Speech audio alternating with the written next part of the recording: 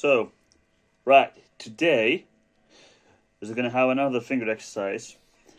Some people call it a spider, but I think the spider exercise has many variations, and everybody calls it spider because you move fingers many different ways. So this exercise is very useful for establishing, help improve your hand position on your fretboard and move fingers independently for, like, say, helping changing chords. There's two ways you can play it. I'm gonna give a quick demonstration. The one with a pick.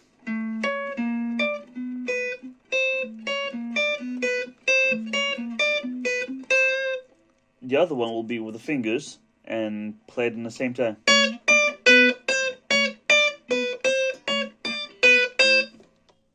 So, made a mistake, but that's fine.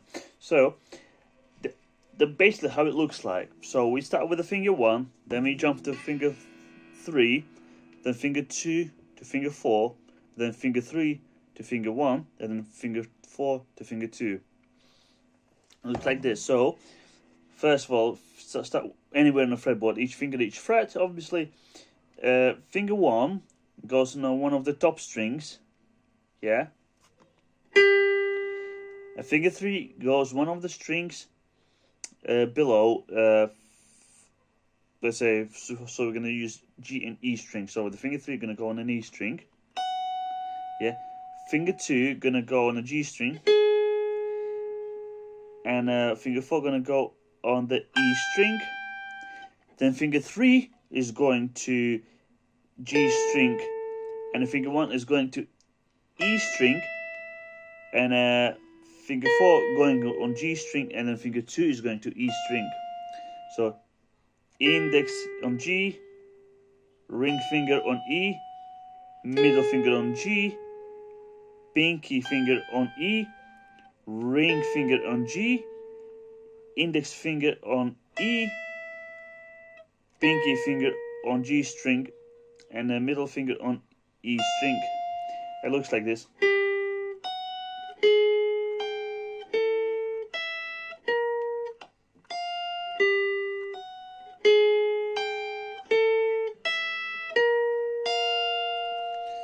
Or variation 2 will be like this. It doesn't have to be on G and E string. It could be any other strings. It could be on the 6th string, low E string, and let's say high G string. It could be both E strings, low and E. So for the time you practice, then you can practice one of the sequence. So you can play, not the sequence, but the sequence can be played across the fretboard and up and down the fretboard. So across the fretboard will look like this. Choose your favorite position. So for demonstration purposes, I choose position 12. I'm going to start from the B and E string. They're going to jump on the G and E string. Then I'm going to jump on the D string. Then I'm going to go to A string and E string. Then both E. Then, once I've reached the top, then I'm going to bring these this side closer together. So it's going to be E and B. Then E and G. Then E and D, then E and A, and then from here you start to work backwards. Now you're going to go E and D, E and G, then E and B, then E and E,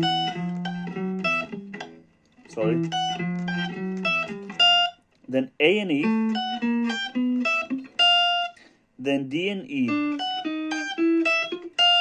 then G and E, then B and E. And then all together going to look like this. So I made a mistake, so I'm going to start again. So it's really good exercise for your picking. So you're gonna, when you play in notes individually, it's useful for like string skipping technique.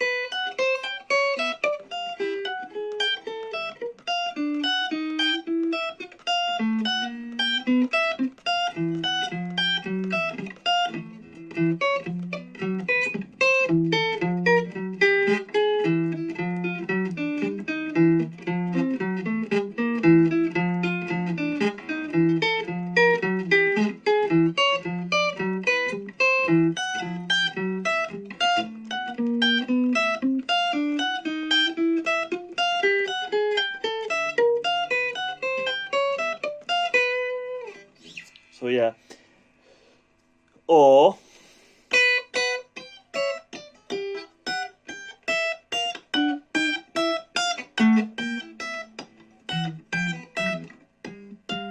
sometimes happens when you play like this. Sometimes your left hand can touch the high E string, so you have to be very careful. So happens to me a lot.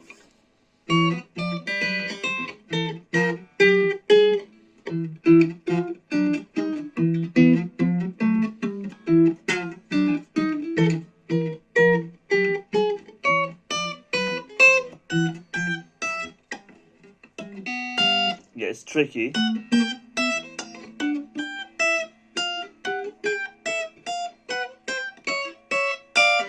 So it's tricky, but it's meant to be tricky in this way. So it's completely normal if you're making a mistake, so don't worry about it. So the next step will be playing up and down the fretboard. So for this instance, I usually choose B and A strings, so second string and the fifth string. And you just once you finish the sequence, you move one fret up, then one fret up, one fret up,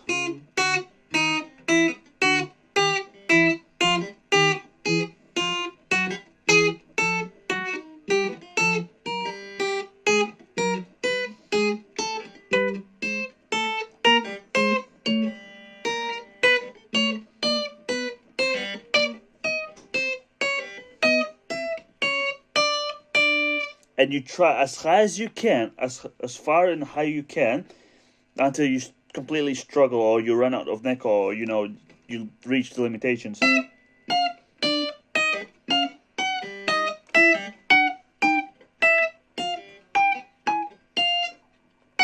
And I find it very difficult to play here because like my hand is hitting the guitar body. It's that was difficult. So one more time. Yeah.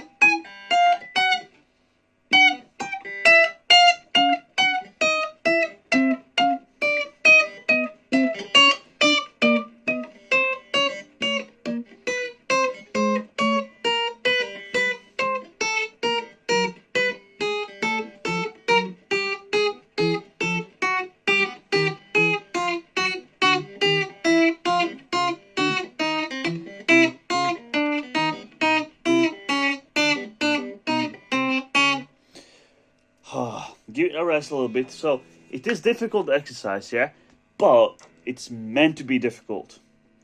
It's meant to be challenging, because if it wasn't challenging, there honestly wouldn't have been point of it. So obviously,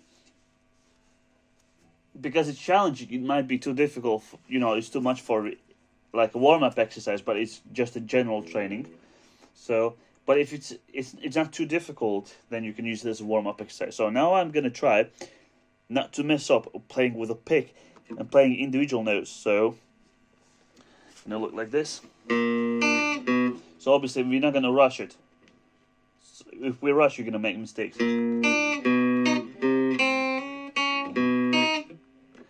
Haha.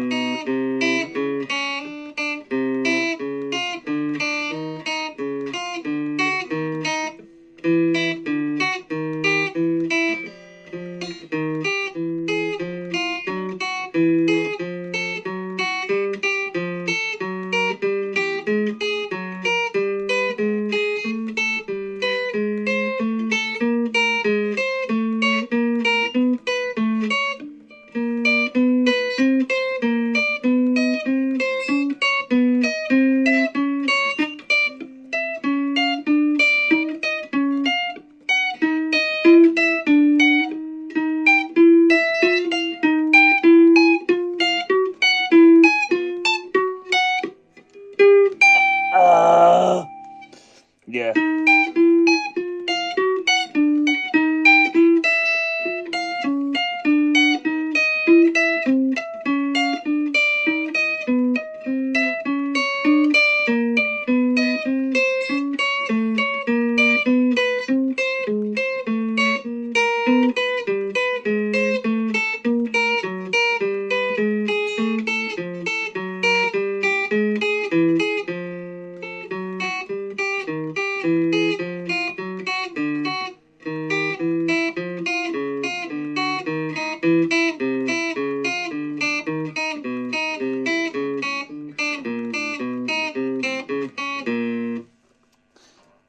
Right. So that's going to be enough for today. So obviously, it's not really the thing that you're going to play for someone, you know, because most likely if you're going to play this at home in the full volume, you're probably going to piss off all your household. So if you play electric guitar, I would recommend plug in the headphones if you have like a headphone amplifier or audio interface into the computer and then feed into headphones.